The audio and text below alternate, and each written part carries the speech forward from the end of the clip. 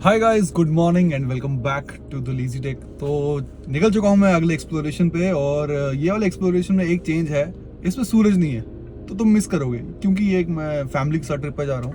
तो कहाँ जा रहा हूँ वो तो तुम्हें आइडिया लग ही जाएगा। तो दूसरी बात ये है कि अभी हो रहा है टाइम सुबह के 5:30 और मैं घर के बाहर खड़ा हूँ, फैमिली का वेट कर रहा हूँ। जैसे ही वो लोग आएंगे वैसे ही हम निकल जाएंगे। तो डिस्टेंस है टोटल कोई 400 किलोमीटर के आसपास। तो रुक रुक के कवर करेंगे, तो चलते हैं। 400 किलोमीटर तो ठीक है, पर जहां हम अभी जा रहे हैं उस जगह का नाम है ज्वाला देवी टेम्पल और ये पड़ता है हिमाचल प्रदेश में कोई 170 किलोमीटर दूर जम्मू से। तो भाई कोई तो जगह पहुंचे हैं, ये हाईवे सा है, हमने कहा थोड़ा खा पी लेते हैं और इसके बाद बढ़ते हैं आगे। नूरपुर हमने पार कर लिया है, तो अभी पीछे नूरपुर गया कोई 1 किलोमीटर पीछे। तो इसके बाद चलते हैं फिर आगे।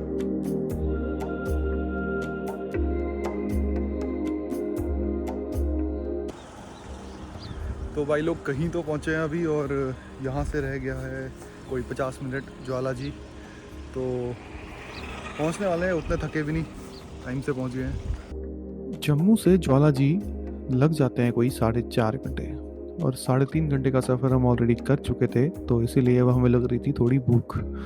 तो रोड साइड पे अपना लंच निपटा के हम निकल पड़े अपनी मंजिल की ओर।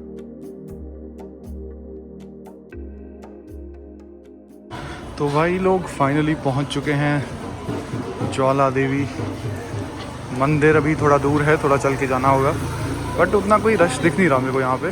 आगे मंदिर के पास क्या सीन होगा वो देखना होगा, बट ऐसे तो सब सही लग रहा है। और यहाँ मैं गलत था, क्योंकि अंदर पहुँचते ही हमें पता चला कि 12:30 बजे मंदिर के दरवाजे फिर से खुलते हैं और अभी तक की जितनी भी भीड़ थी वो सारी लाइन में लग चुकी थी।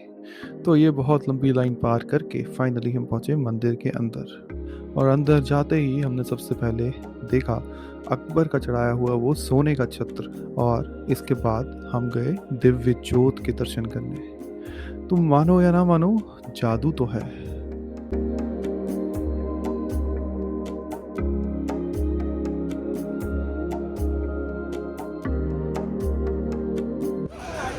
तो भाई इसके अंदर एक चश्मा सा है, उसमें पानी इकट्ठा हो रखा है, और कहते हैं कि उस टाइम अकबर ने इसी पानी को उस जोत पे डाल दिया था जो वहाँ पे है, लेकिन वो जोत बुझी नहीं थी। दर्शन हमारे हो गए, मैंने अंदर कैमरा ज़्यादा यूज़ नहीं किया।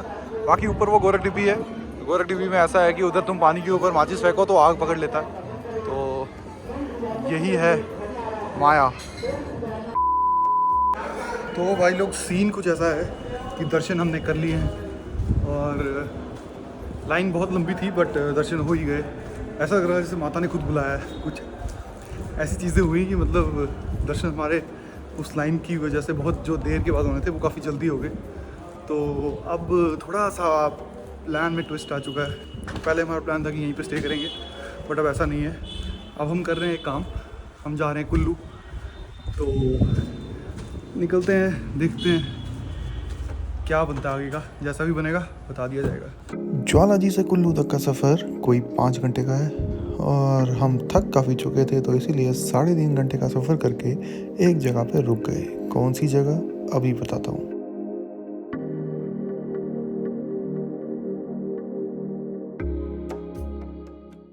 हाय गाइस, गुड मॉर्निंग।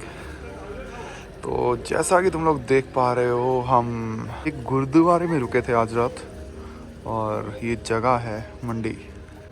कल बहुत ज़्यादा ट्रैवल करने के बाद, ज्वाला देवी के बाद, रास्ते के भी ज़्यादा शॉट्स ले नहीं पाया मैं।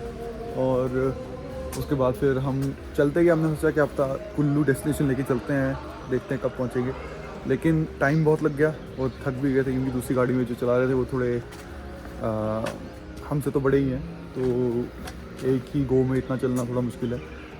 तो इसीलिए फिर हमने मंडी में स्टॉप लिया और अब रात को हम गुरुद्वारे में रुके। काफ़ी बढ़िया इंतज़ाम था।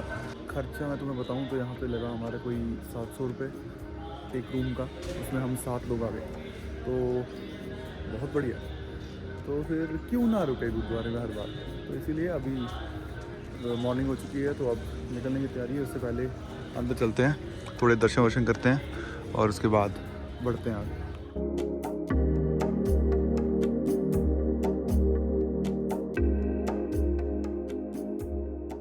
तो मंडी के गुरुद्वारे को अलविदा करके हमने फिर से हाईवे पकड़ लिया और यहाँ से रास्ता थोड़ा थोड़ा ख़राब होने लगा और यही हाईवे हमें लेके जाने वाला था कुल्लू तक। और क्योंकि सुबह से कुछ खाया नहीं था तो भूख बहुत लग रही थी, तो हमने सड़क के किनारे बैठ के चाय भी पी और मौसम इतना बढ़िया हो रहा था कि सब कुछ ही अच्छा लग रहा था।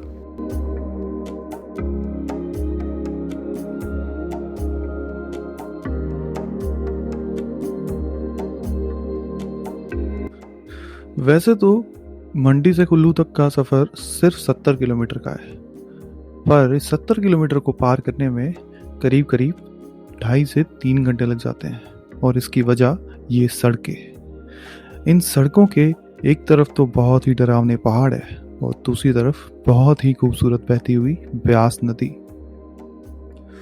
मंडी से जब हम कुल्लू की तरफ जाते हैं तो रास्ता खराब तो होने लगता है, पर सिर्फ इस टनल तक। इस टनल के बाद हाईवे इतना बेहतरीन बना हुआ है कि तुम 80 की स्पीड पे गाड़ी चला सकते हो और यही रोड मनाली जाता है। पर कुल्लू पहुंच के हमारे प्लान्स में कुछ चेंज आ गए और अब हम जा रहे हैं मणिकरण। मणिकरण का डिस्टेंस यहाँ से कोई 30 किलोमीटर्स का है और ये जो चौक है, इस चौक से अगर हम स्ट्रेट जाएंगे तो हम पहुंच जाएंगे मनाली और अगर हम राइट जाएंगे तो हम जाएंगे मणिकरण।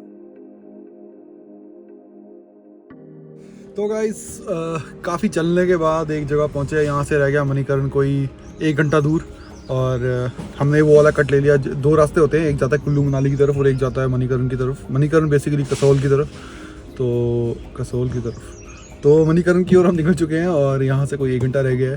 तो रास्ता बहुत बेहतरीन मिला हमें, मतलब बीच में रफ़ पैचेस भी है बहुत सारी जगहों पे। स्पेशली जब मंडी से हम निकले तो जब तक ये वाला पैच नहीं मिला, मतलब लगा लो कोई 3-4 किलोमीटर तक का रास्ता जो है वो बड़ा ही ख़राब सा है, क्योंकि सड़क चौड़ी हो रही है, एक्सपेंशन चालू है। तो बाकी बहुत बढ़िया रास्ता था सारा, मतलब ऐसा रास्ता था कि तुम 80 पे चला सकते हो गाड़ी इजी में, लेकिन नहीं चलाओ, आराम से चलाओ मेरी तरह। तो अभी रुके हैं एक जगह क्योंकि दूसरी गाड़ी है वो बहुत पीछे है इस टाइम, तो उसका वेट करेंगे, थोड़ा रेस्ट करेंगे, उसके बाद आगे बढ़ेंगे। और फिर इसके बाद डायरेक्ट हम निकल पड़े मणिकरण की ओर। मणिकरण का रास्ता पतला होता गया और पहाड़ भी थोड़े डरावने होते गए, पर हमें रास्ते में दिखी एक ऐसी जगह सुंदर सी जहाँ पे हमने गाड़ियाँ लगाई और बैठ गए चाय बनाने। बाकी लोगों का पता नहीं प्लान बनेगा कि नहीं, पर मैं तो ये मिस नहीं कर सकता था।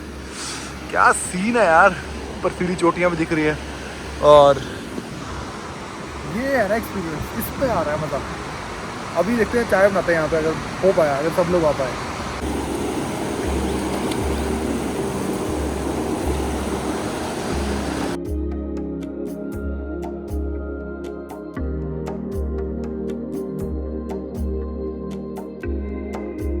वो रही हिमालयन रेंज और यहाँ बन रही है मैगी। अपना पूरा परिवार खोल के बैठे हैं हम और ये बह रही है ब्यास नदी।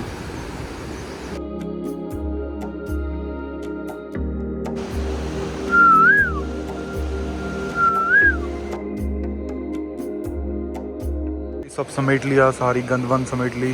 अब करते हैं इस जगह को अलविदा और चलते हैं आगे मणिकरण। यहाँ से रह गया कोई आधा घंटा और टाइम हो रहा है इस टाइम 12 ऑलमोस्ट, तो पहुँच जाएंगे 12:30-1 तक। तो आराम से रुक रुक के, अगर रुक भी गए तो निकलते हैं। जम्मू से कोई 400 किलोमीटर की दूरी और 10 घंटे का सफ़र तय करने के बाद फाइनली हम पहुंच ही गए मणिकरण।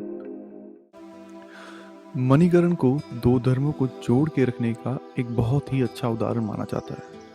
यहाँ एक तरफ गुरुद्वारा है और एक तरफ शिव मंदिर। कहा जाता है कि 1574 में गुरु नानक देव जी एक बार यहाँ आए थे। काफ़ी लंबा सफ़र तय करने के बाद उनके साथियों को भूख लगने लगी। अब रोटी बनाने के लिए उनके पास आटा तो था, लेकिन ना तो बर्तन थे और ना ही आग। तो गुरुजी ने उन्हें वहाँ पड़ी एक चट्टान हटाने को बोला और चट्टान हटाते ही वहाँ से गर्म पानी का एक चश्मा निकल आया। गुरुजी ने रोटियाँ बनाकर पानी में डालने को कही और कुछ टाइम में ही रोटियाँ तैयार होकर ऊपर आ गई और गुरुजी के प्रकट किए हुए चश्मे में आज भी लंगर पकाया जाता है। तो ये तो थी गुरुद्वारे की कहानी। इसके बाद हम गए शिव मंदिर और माना जाता है कि मणिकरण में भगवान शिव ने माता पार्वती के साथ कोई 11 साल तप किया। एक दिन खेल खेल में माता पार्वती जी की चिंतामणि यानी कि इयररिंग पानी में गिर गई और सीधा जाके पाताल लोक में शेषनाग जी के पास पहुंच गई। भगवान शंकर ने मणि ढूंढने के लिए अपनी फौज को भेजा तो जरूर, पर मणि मिली नहीं। तो इसी बात से शिव जी गुस्से में आकर अपना डांस ऑफ डिस्ट्रक्शन यानी तांडव करने लगे और तीसरी आंख खुलते ही वहां माता नैना देवी का जन्म हुआ। और फिर माता नैना देवी ने ही पाताल लोक जाकर शेषनाग से वो मणि हासिल करके माता पार्वती को लौटाई। कहा जाता है कि शेषनाग ने बहुत सारी मणियां लौटाई थी, जिनमें से फिर माता पार्वती ने अपनी वाली पहचान कर रख ली और बाकियों को भगवान शिव ने पत्थर बना दिया।